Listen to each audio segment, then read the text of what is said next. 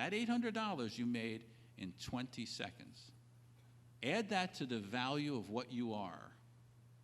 You are an artist. You deserve respect, but you can't get respect unless you're smart and you do business. Now, that $800 that's going to go to you, it's not like he's pulling it out of his pocket. He's been given a budget. You can't spend more than $1,600 for this. You've gotten his budget. You haven't lost a piece of it, okay? That's an artist doing business. Most artists don't do business.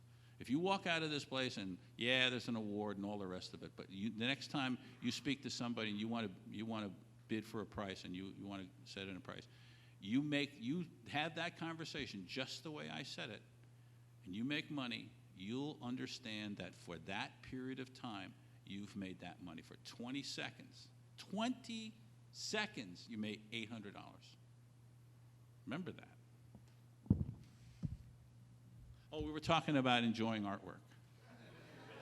Which leads me to my heaviest question of the night, though. What really is more fun, drawing fight scenes or dinosaurs? Actually drawing fight scenes, because dinosaurs you have to research. Because you always got William Stout out there. You know, you go to a convention and William Stout out there, and he says, "Was that what the hell was that dinosaur you did?" And I said, "Dinosaur." Bill, I'm sorry. Wasn't it an Allosaurus? Well, it had certain aspects of a Tyrannosaurus Rex, but it looked like an Allosaurus, but of course that was 100 million years apart. And you know, they didn't have those arms. That's just fine, Bill. It was a dinosaur.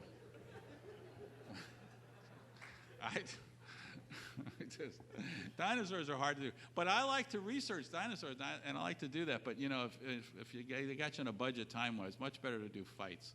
And it's even much better to have a small hero against a really big villain. Yeah, yeah. I love those.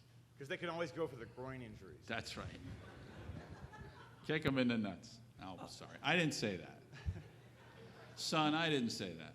I'm sorry. Do you come with a rewind button? I mean, sorry. That's my son Josh over there, and that's my wife Marilyn. My son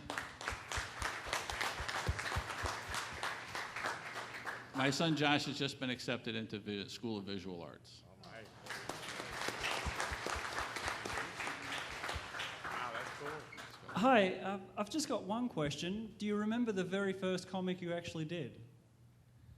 Me? Yeah. Or Frank? Okay. I'll go first. I didn't actually do a comic book. I did Archie pages for the Archie joke book. And I might have known. All right. You know, it's guys who don't draw that Your Bigfoot stuff. Your Jughead just kicked ass, I'll tell you. It's guys that don't draw the Bigfoot stuff that don't know how to draw comic books. That's unquote Will Eisner. Just to remind you. Then I did a comic book that you could not possibly be interested in called I Am the Guard, which had to do with the United States National Guard, which I have a very close affinity to. And I come from a sort of a military family. And I was privileged to do this comic book for the National Guard. We did Shot Heard Round the World, and I Flew Mig Alley, and all kinds of good National Guard stuff. So it was a lot of fun. I never did anything. I didn't do regular comics. And the reason I didn't do regular comics is that when I got into comic books, the doors were totally shut to people coming in to do comic books. Nobody got into comic books that's 5 years my junior or 5 years my senior. There's nobody at my age. There's Jim Steranko, who was a magician and became a comic book artist. There's Roy Thomas, that was a English professor in college that became a comic book writer. There was Danny O'Neill, who was a reporter and then became a comic book writer. But nobody got into comic books in that 10-year period of time while I was doing I Am the Guard and Archie comics, and then later on regular comics. It was a very, very bad time in comics, and that's a really, really, really long conversation. So Frank, take it. My first work? Yep. I got my first job thanks to him, because he finally decided to show some mercy after telling me how bad I was for months and years on end. And it was such a shitty job. It was so bad. And I told him that he ought to do it over again. And he said to me, "Oh, okay, if you think I should do it over again." except that I already sold it. Yeah, one of my favorite and most endearing early moments with Neal was he would let vagabonds like me use the equipment at his studio continuity, and I came in to painfully use one of the projectors to transfer one of my little roughs into a larger page, which was the method that Neal taught at the studio. And so I was sitting there under this lamp, just trying to get the lines right. I was just a kid, and he comes and he lays down, slides in this little drawing in the artograph next to me, and it's a cover of a DC Treasury edition of Ra's al Ghul and Batman. You might remember the cover. And all of a sudden, he starts rendering in pencil. I'm watching this guy with a scalpel, and my hands are turning into basketballs. It was a truly intimidating moment. But the first job that he did was for Gold Key, right? Yeah, Twilight Zone Comics, man. Twilight Zone Comics. And they gave him a job. They were nice enough to give him a job. He penciled the whole job, brought it in. See what I deal with here? And he did it. It did a great job. It was for what it was. It wasn't no Daredevil. It wasn't no Sin City. But it was, I think, your first paid job, wasn't it? Yeah. Thanks for phrasing it in such delicate terms. And then he was off and running. I mean, he went within. No, I was often stumbling for a while. Didn't you go to within 2 or 3 months? You were at Marvel, right? Oh no, it was a little longer than that. Longer? Yeah, but I was getting jobs from Marvel. At that point, mainly when the way to get in was to haunt people, and I would always run into the same sentence from virtually everybody, which was, "What are you doing here? We all know we're going to be out of business in 5 years."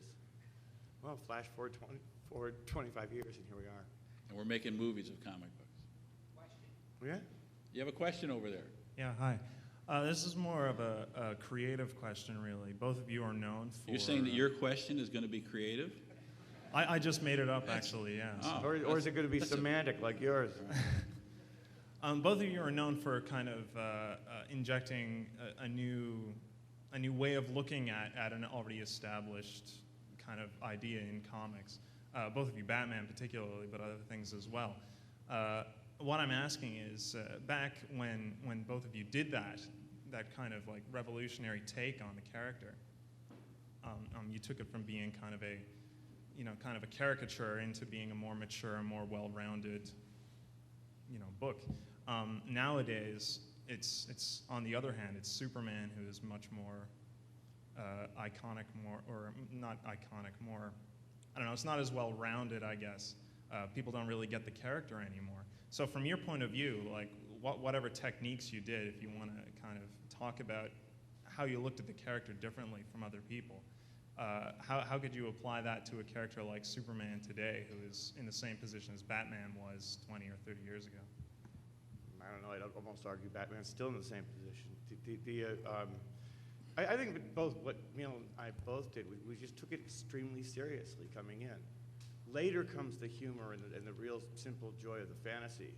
But coming in first, you've got to ask yourself the basic questions: is why would somebody do what he does? For goodness sake, why would he dress the way he does? And what kind of world would need him? You start answering those questions, and you've got a good basis for Batman. But if you only look at stuff that was done before and cleave too close to the conventions, you end up with the sorry kind of comics that Neal and I have done our best to disrupt. Yeah. The thing to remember is that there's an awful lot of people out there who have an awful lot of opinions